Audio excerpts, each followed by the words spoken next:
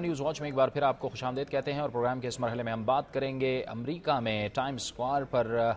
بم رکھنے کی سازش میں گرفتار فیصل شہزاد پر 10 صفحات پر مشتمل فرد جرم عائد کر دی گئی ہے، جس میں اس کے پاکستان میں روابط اور واقعے کی مجموعی تفصیلات سامنے آئی ہیں۔ ایف بی آئی کی جانب سے عدالت میں پیش کردہ دستاویز کے مطابق فیصل شہزاد نے گرفتاری کے فوراً بعد اقرار جرم کر لیا۔ اطلاعات کے مطابق فیصل شہزاد کا تعلق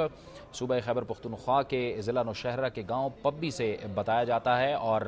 جو عزیز و اقارب ہیں فیصل شہزاد کے، ان کا کہنا ہے کہ وہ ایک طویل عرصے سے گاؤں واپس نہیں آیا۔ کیا پیش رفت ہوئی ہے اس حوالے سے امریکہ کے اندر، اور پاکستانی کمیونٹی اس بارے میں کیا سوچتی ہے، اسی پر ہم بات کریں گے۔ اور ہمیں جوائن کیا ہے بوسٹن میں سینئر تجزیہ کار عادل نجم نے۔ بہت بہت شکریہ عادل نجم صاحب۔ یہ جس طرح سے واقعہ ہوا، یہ جس طرح سے یہ کار کھڑی کی گئی، بعض میڈیا نے یہ نقطہ بھی اٹھایا کہ بڑی اِل پلاننگ کے ساتھ یہ واقعہ کیا فیصل شہزاد نے، پھر اس کے بعد فوری گرفتاری ہوئی، پھر اعتراف جرم ہو گیا۔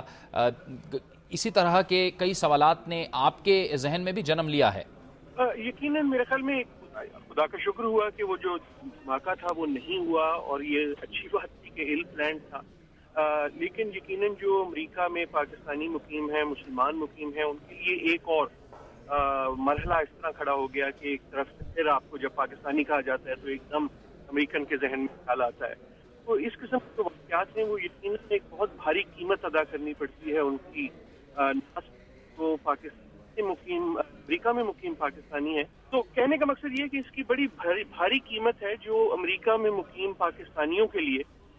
نہ صرف ان کے لیے بلکہ پاکستان کی انٹرنیشنل ریپوٹیشن کے لیے،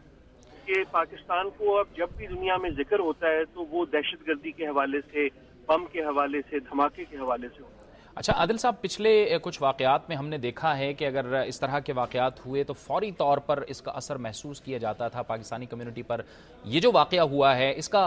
فوری اثر تو جو اطلاعات آ رہی ہیں محسوس نہیں کیا گیا پاکستانی کمیونٹی پر؟ میرے خیال میں کم ہے۔ میرے خیال میں اس میں دو چیزیں بڑی اہم ہیں۔ ایک تو یہ کہ صدر اوباما کی جو حکومت ہے وہ خود بڑی محتاط ہے الفاظ کے استعمال میں اور اس کو پیش کرنے میں۔ دوسری اس کی وجہ یہ ہے کہ جو پاکستانی مقیم ہے امریکہ میں، ان کا ریاکشن جو ہے وہ بڑا سخت رہا ہے کہ جناب یہ جس نے بھی کیا ہے، چاہے وہ پاکستانی ہے، چاہے وہ مسلمان ہے یا نہیں ہے، جس نے کیا ہے غلط کیا ہے اور اس کو سزا ہونی چاہیے۔ یعنی عادل صاحب، آپ کے کہنے کا مطلب یہ ہے کہ اس وقت تک جو امریکی حکام کا جو رویہ ہے یا جو رد عمل ہے وہ یہ ثابت کر رہا ہے کہ، اور وہ یہ ظاہر ریفلیکٹ کر رہا ہے کہ یہ ایک فرد واحد کا عمل ہے، اور ظاہر ہے کہ اس کا الزام پوری کمیونٹی کو نہیں دیا جا سکتا۔ میرے خیال میں بہت زیادہ کوشش ہے امریکن حکومت کی طرف سے بھی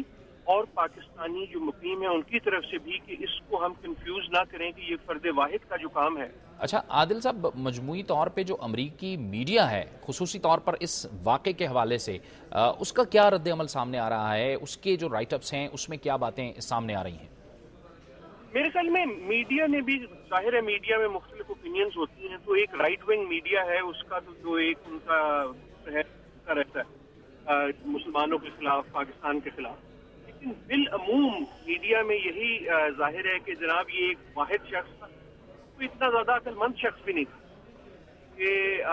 جس کا یہ کام تھا، اور وہ یہ پوچھنے کی کوشش کر رہے ہیں کہ یہ اس نے کیوں کیا، کیا یہ ریلیجسلی موٹیویٹڈ تھا یا اس کی کوئی اور موٹیویشن تھی۔ اچھا، وہاں پر اب کیا کہا جا رہا ہے کہ اس سلسلے میں، کیونکہ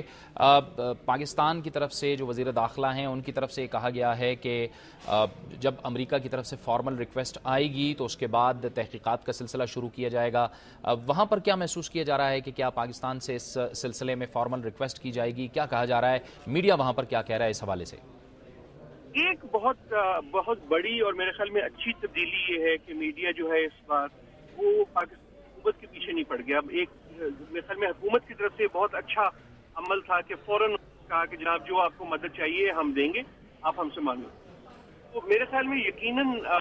مدد کی آلریڈی کچھ نہ کچھ لی گئی ہے، جو انفارمیشن نئی آئی ہے، یہ ذکر کیا پبی کا، تو یہ رحمان ملک صاحب کی طرف سے آئی تھی انفارمیشن،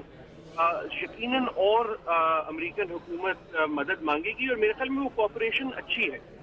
اس سے ظاہر یہ ہوتا ہے کہ جناب یہ شخص کا تعلق جہاں مرضی سے ہو، لیکن پاکستان بحیثیت ملک اور قوم کا کوئی تعلق اس سے نہیں۔ اور عادل صاحب اس کی ایک وجہ یہ بھی ہو سکتی ہے کہ چونکہ امریکہ اس وقت ایک ایسے نازک مرحلے میں داخل ہوا ہے کہ ظاہر ہے دہشت گردی کے خلاف جو جنگ ہوئی ہے اس میں پاکستانی قوم کی قربانیاں ہیں، پاکستانی فوج کی قربانیاں ہیں، دوسری طرف اسے افغانستان سے بھی انخلا کرنا ہے، تو یہ ساری صورتحال اس کے سامنے ہے، لہٰذا اس کا جو رویہ ہے وہ انتہائی محتاط ہے اس سلسلے میں بھی۔ بالکل بالکل محتاط ہے، اور ایک اور بھی اس کی وجہ ہے میرے خیال میں حال میں کچھ ایسے واقعات امریکیوں کے ساتھ بھی ہوئے ہیں، یعنی آپ نے دیکھا کہ ایک امریکی تھا کہ اس نے بلڈنگ میں ریم کر دیا کیونکہ وہ اپنے لائر سے ناخوش تھا۔ ان کو بھی یہ احساس ہے کہ کسی ایک شخص واحد کے عمل کو ایک قوم پہ حاوی نہیں کر دینا چاہیے، اور دوسری طرف جیسے آپ نے کہا ایک یہ بھی احساس ان کو ہو رہا ہے کہ اصل قربانی جو ہے وہ تو عام پاکستانی دے رہا ہے، کہ اس واقعے میں تو کوئی جو ہے ہلاکت نہیں ہوئی۔ پاکستان میں روز مرہ کا معمول ہو گیا ہے کہ سوسائڈ بامبنگز ہوتی ہیں، تو امریکیوں کو ایک احساس ہے کہ یہ جو قوم ہے پاکستان جو ہے یہ خود اس مسئلے میں پھنسی ہوئی ہے، تو ایک سینس آف پارٹنرشپ اس کی وجہ سے بھی بنتی ہے۔ بہت بہت شکریہ عادل نجم، سینئر تجزیہ کار بoston سے ہم سے گفتگو کر رہے تھے اور تفصیل سے بتا رہے تھے کہ عموماً اس طرح کے جو پہلے واقعات ہوتے تھے جس کا جو رد عمل ہوتا تھا یا جس کا اثر ہوتا تھا وہ پاکستانی کمیونٹی پر ہوتا تھا، لیکن اب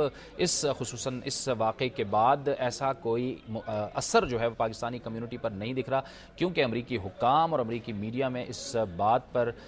شاید اتفاق ہے کہ یہ فرد واحد کا مسئلہ تھا، فرد واحد کا عمل ہے اور اس میں پوری کمیونٹی انوالو نہیں ہو سکتی۔ یہ تھا ہمارا آج کا پروگرام، کل انشاءاللہ اسی وقت آپ سے دوبارہ ملاقات ہوگی۔ پروگرام نیوز واچ سے جاوید اقبال کو اجازت دیجیے، اللہ حافظ۔